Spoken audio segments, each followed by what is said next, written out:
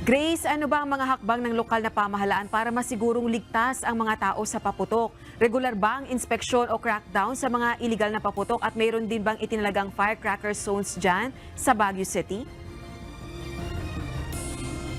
Yes, Rosalie, magandang gabi. Dito nga sa Baguio City ay total ban ang paputok, kaya naman mahigpit pa rin ang monitor ng lokal na pamahalaan sa mga nagbebenta ng mga paputok dito sa Baguio City. At Rosalie, dito sa Baguio City ay inaantay natin ang pagpapalit ng taon kung saan doon lang makakapanood yung ating mga kababayan ng fireworks display para makaiwas nga sa mga paputok o madisgrasya yung ating mga kababayan dito sa Baguio City.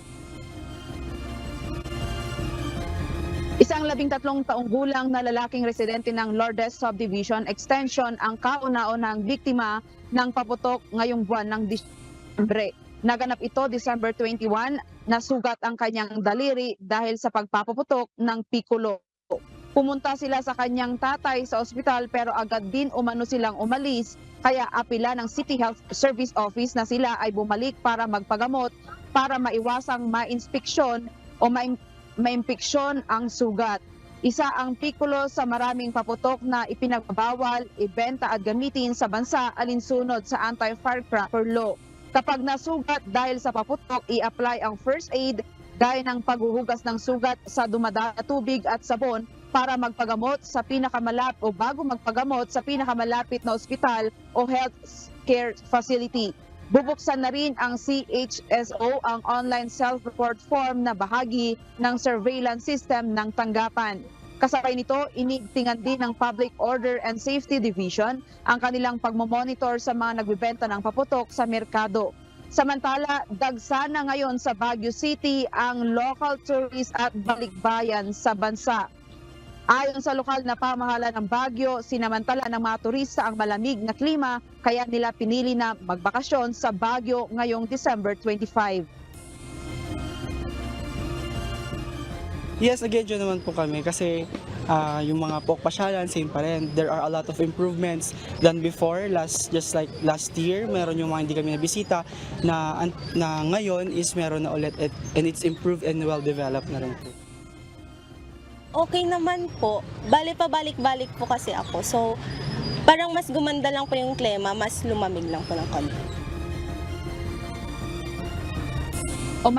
Umabot sa 15 degrees Celsius ang temperature kahapon ng umaga na lalong naghikayat sa mga turista na gumala sa mga magagandang lugar sa City of Pines. Kabilang sa mga pangunahing puntahan ng mga turista ay ang Botanical Garden, Mines View Park, Wright Park, The Mansion at iba pa. Marami ang nagpapakuha ng larawan sa Mines View na nakakostume pa ng pang-igorot. Malaking tulong sa ekonomiya ng Baguio ang pagdagsa ng mga turista at halos punuan na rin ang mga hotel at transient houses na pinapaarkila bago pa man sumapit ang December 25.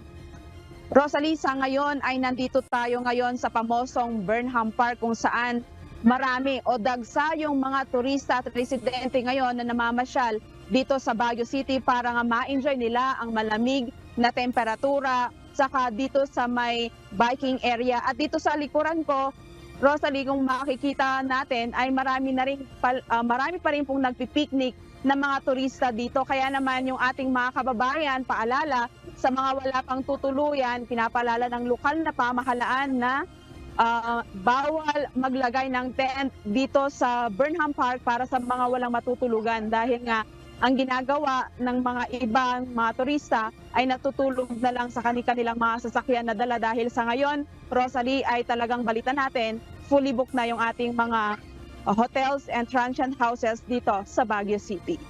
At yan muna ang balita mula dito sa Baguio City. Balik sa iyo, Rosalie.